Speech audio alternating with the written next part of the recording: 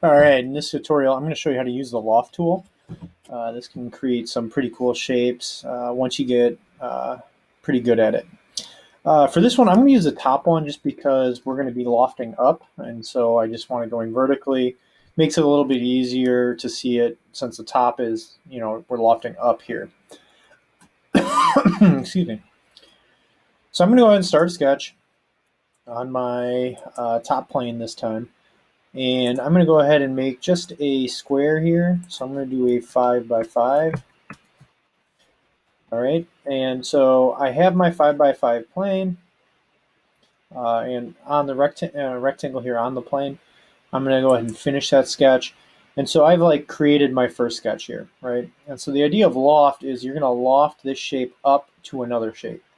And so what I'm going to do from here is I'm going to right click on my square and I'm going to create an offset plane.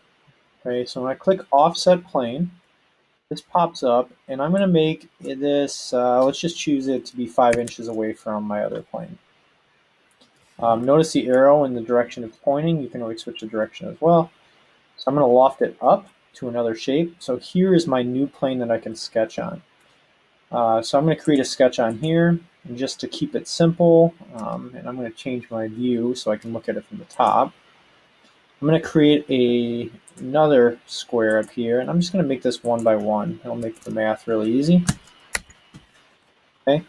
Notice I have my square here, and then I have my square below it down here. And so what I'm going to do is loft this square up to the other. To make it kind of look nice, though, what I'm going to want to do is I'm going to center this in the middle of my other square. That way it's going to loft evenly. So I'm going to use my dimension tool here. I'm going to say from here to my other square is 2 inches. That's going to put it perfectly in the center horizontally, and then vertically I need to do the same thing. So now my square is right in the middle of my other square. Okay, so I'm going to save that. I'm going to hit the check mark. So now I got if I hide my plane here and my other plane, now I just got this square floating up in space, and I got this square.